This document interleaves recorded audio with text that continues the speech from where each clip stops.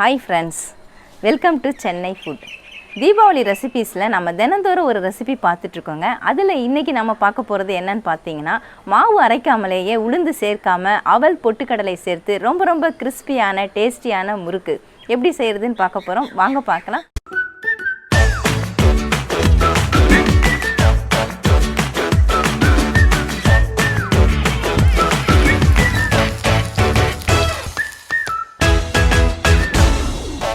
Instant முறுக்கு செய்யறதுக்காக நான் 1 கப் அளவுக்கு பச்சரிசி மாவு எடுத்துருக்கேங்க. வீட்டில் இருக்கக்கூடிய பச்சரிசி மாவு தான் நான் எடுத்துருக்கிறேன். உங்ககிட்ட இருக்கக்கூடிய இடியாப்ப மாவு கூட பயன்படுத்திக்கலாம். இந்த மாவை நம்ம சலிச்சு எடுத்துக்கலாம்.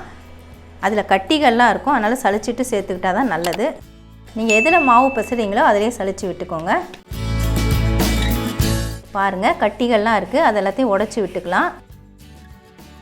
நான் அரிசி மாவை சலிச்சு எடுத்துட்டேங்க. அடுத்ததாக நம்ம பொட்டுக்கடலையை அரைச்சி எடுத்துக்கலாம். 1 கப்பு அரிசி மாவுக்கு நான் 1/4 கப்பு பொட்டுக்கடலை எடுத்திருக்கேன். நீங்கள் எந்த கப்பில் அளக்குறீங்களோ அதே கப்புலேயே அளந்து எடுத்துக்கோங்க. இதை நாம் மிக்ஸி ஜாரில் மாற்றிட்டு நல்லா பவுடர் பண்ணி எடுத்துக்கலாம். அரைச்ச பொட்டுக்கடலை மாவை நம்ம சலிச்சு எடுத்துக்கலாங்க. ஏற்கனவே அரிசி மாவு சலிச்சா அந்த சலடையிலே சலிச்சிக்கலாம்.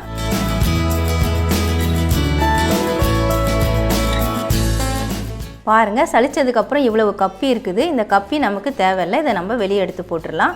அடுத்ததாக 1/2 கப்பு அளவுக்கு நான் அவல் எடுத்துருக்காங்க. இதையும் நான் அரைச்சி எடுத்துக்கிறேன். அவல் நான் அரைச்சி எடுத்துட்டேங்க, அதையும் சலிச்சு எடுத்துக்கலாம். எல்லாமே ஒன்றா சலிச்சு எடுத்துக்கோங்க. அவல் என்னதான் நம்ம நைஸாக அரைச்சாலும் இந்த மாதிரி குருணை வருங்க. இதை நம்ம வேஸ்ட் பண்ண வேண்டாம். இட்லி தோசை மாவு அரைக்கும் பொழுது பயன்படுத்திக்கலாம், இல்லைனா அவல் உப்புமா செய்கிறதுக்கு கூட இதை பயன்படுத்திக்கலாம். இப்போ இந்த மாவுக்கு தேவையான உப்பு, காரம் இது எல்லாத்தையுமே நம்ம சேர்த்து விட்டுடலாம். 1/2 ஸ்பூன் அளவுக்கு நான் தனி மிளகாய் தூள் எடுத்திருக்கேன், அது சேர்த்துக்கிறேன். 1/2 ஸ்பூன் சீரகம் எடுத்திருக்கேன். இந்த சீரகத்தை கையில் போட்டுட்டு நல்லா கசக்கி விட்டுட்டு சேர்த்துக்கிட்டால் நல்ல மணமாக இருக்கும். 1 ஸ்பூன் அளவுக்கு நான் எள் எடுத்திருக்கேன், கருப்பு எள் எடுத்திருக்கேன். நீங்கள் வெள்ளை எள்ளு கூட எடுத்துக்கலாம். உப்பு தேவையான அளவு சேர்த்துக்கோங்க. நான் 3/4 ஸ்பூனுக்கும் கூடுதலாக சால்ட் சேர்க்குறேன். கொஞ்சமாக பெருங்காயத்தூள் சேர்த்துக்கலாம். இப்போ எல்லாத்தையும் கலந்து விட்டுக்கலாம். உங்களுக்கு சீரகம் சேர்க்கறது பிடிக்கலைன்னா நீங்கள் ஓமம் கூட சேர்த்துக்கலாம்.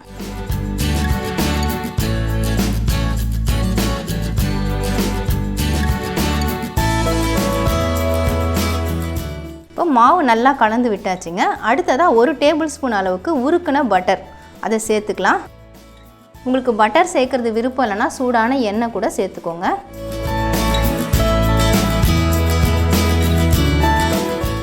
பட்டர் சேர்த்துட்டும் நல்லா கலந்து விட்டுக்கோங்க. இப்போ கொஞ்சமாக தண்ணி சேர்த்து விட்டுக்கலாம். நல்லா சப்பாத்தி மாவு பதத்துக்கு கெட்டியாக பசைஞ்சிக்கணும். ரொம்ப டைட்டாக இல்லை, கொஞ்சம் லூஸாக இருக்கிற மாதிரி. முறுக்கு மாவு ரெடி ஆகிடுச்சுங்க. இந்த அளவுக்கு நல்லா சாஃப்டாக இருக்கிற மாதிரி பசைஞ்சு எடுத்துக்கோங்க. தண்ணி இவ்வளவு தான் சேர்க்கணும்னு அளவு இல்லை, ஒவ்வொரு அரிசி மாவு பொறுத்தது. இப்போ இந்த முறுக்கு பிழியறதுக்கு நான் இந்த முறுக்கு குழல் தான் எடுத்திருக்கேன். இந்த ஹோல்ஸ் இருக்கிற குழல் தான் எடுத்திருக்கேன். இதில் ஃபுல்லாக நம்ம ஆயில் அப்ளை பண்ணிக்கலாம். இந்த மாதிரி எண்ணெயை தொட்டுட்டு உள்ளே அப்ளை பண்ணிவிடுங்க. பிழியறதுக்கு ஈஸியாக இருக்கும்.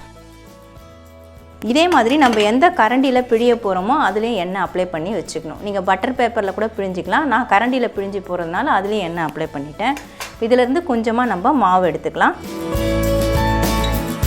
எடுத்துட்டு முறுக்கு குழலில் போட்டுக்கலாம். முறுக்கு குழலில் மாவை போட்டுட்டு நம்ம அச்சு மூடிட்டு பிழியறதுக்கு ஸ்டார்ட் பண்ணிடலாம். நான் இந்த அச்சு எடுத்துருக்கேன், நீங்கள் எந்த அச்சு வேணும்னாலும் பயன்படுத்திக்கலாம். முறுக்கு மாவை மூடி வச்சுருங்க, இல்லைனா மாவு காஞ்சி போயிடும். இப்போ நான் இந்த கரண்டியில் தான் பிழிஞ்சு காட்ட போகிறேன் உங்களுக்கு.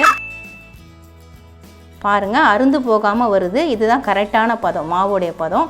இந்த எட்ஜஸ்லாம் வந்து லைட்டாக இப்படி ப்ரெஸ் பண்ணி விட்டுடுங்க, அப்போ தான் பிரிஞ்சு வராமல் இருக்கும். இந்த மாதிரி ப்ரெஸ்ஸிங் கொடுத்துட்டு அதுக்கப்புறமா நம்ம எண்ணெயில் போடணும். முறுக்கு பொரிக்கிறதுக்கு முன்னாடி எண்ணெய் நல்லா சூடாகிடுச்சான்னு செக் பண்ணிக்கோங்க. இந்த மாதிரி ஒரு சின்ன பீஸை எண்ணெயில் போட்டு செக் பண்ணிக்கோங்க. எண்ணெயில் போட்டோன்னே சட்டுன்னு எழும்புது பாருங்கள். இப்போ நம்ம ஒரு முறுக்காக எண்ணெயில் சேர்த்துக்கலாம். எண்ணெய் நல்லா சூடான உடனே மீடியம் ஃப்ளேமில் வச்சுருங்க, இல்லைனா டக்குன்னு கலர் மாறிடும். உடனே திருப்ப வேண்டாம், கொஞ்சம் நேரம் விட்டுட்டு அப்புறம் திருப்புங்க. முறுக்கை போட்டுட்டு கொஞ்சம் நேரம் அப்படியே விட்டுட்டிங்கன்னா அதுவே நல்லா செவந்து மேலே வருங்க. அதுக்கப்புறமா தான் நம்ம எடுக்கணும். இப்போ பாருங்கள், எண்ணெயில் சலசலப்பு எல்லாமே அடங்கிடுச்சு. சும்மா திருப்பி விட வேண்டாம், 1 முறை 2 முறை திருப்பி விட்டாலே போகிறோம். இப்போ நம்ம முறுக்கு எடுத்துடலாம். லைட்டு கோல்டன் கலரில் தான் வந்திருக்குது. நல்லா எண்ணெய் வடியை விட்டுட்டு எடுத்துக்கோங்க. நான் பிளேட்டுக்கு மாற்றிக்கிறேன். இந்த சத்தத்திலே தெரியும் எவ்வளோ நல்லா முறுமுறுன்னு இருக்குன்னு சொல்லிட்டு. அவ்வளவுதான் ஃப்ரெண்ட்ஸ், நம்ம மாவு அரைக்காமல் வீட்டில் இருக்கக்கூடிய பச்சரிசி மாவு வச்சு பொட்டுக்கடலை அவல் வச்சு ரொம்பவே சூப்பரான டேஸ்ட்டில் நம்ம முறுக்கு செஞ்சுருக்கோம். ரொம்பவே புதுமையான ரெசிபி. சாதாரணமாக அவல் சேர்க்க மாட்டாங்க, ஆனால் அவல் சேர்த்து செஞ்சால் ரொம்ப ரொம்ப டேஸ்ட்டாக இருக்கும், நல்லா முறுமுறுப்பாகவும் இருக்கும். இந்த முறுக்கு நீங்கள் 1 மாதம் வரைக்கும் கூட வச்சு சாப்பிட்லாம். அதுக்காக 1 மாதம் நம்ம ஸ்டோர் பண்ண வேண்டாம். 10 நாளில் காலி பண்ணிவிட்டு திரும்ப வேணும்னா கூட நம்ம செஞ்சுக்கலாம். ஆனால் ரொம்ப ஈஸியாக இன்ஸ்டண்ட்டாக செய்யக்கூடிய முறுக்கு தான் இது. சட்டுன்னு நம்ம ரெடி பண்ணி செய்யறதுக்கு இந்த மாதிரி முறுக்கு நீங்கள் ரெடி பண்ணிக்கலாம். மாவு அரைக்கிறதுக்கு டைம் இல்லாதவங்க, கடையில் மாவு வாங்க முடியாதவங்களாம் இந்த மாதிரி இன்ஸ்டன்ட் முறுக்கை செஞ்சு இந்த தீபாவளியை சந்தோஷமாக கொண்டாடலாம். கண்டிப்பாக ட்ரை பண்ணி பாருங்கள். மாவு அரைக்காமலேயே அவல் பொட்டுக்கடலை சேர்த்து நல்ல மொறுமொறுப்பான முறுக்கு ரொம்ப ஈஸியாக எப்படி செய்கிறதுன்னு வீடியோவில் பார்த்துருப்பீங்க. உங்களுக்கு இந்த வீடியோ பிடிச்சிருந்தா லைக் பண்ணுங்கள், ஷேர் பண்ணுங்கள், சப்ஸ்கிரைப் பண்ணுங்கள். பக்கத்தில் இருக்க பெல் ஐக்கானை கிளிக் பண்ணிக்கோங்க. அதில் ஆல்னு ஒரு ஆப்ஷன் காட்டும், அதையும் கிளிக் பண்ணிக்கோங்க. நன்றி, வணக்கம்.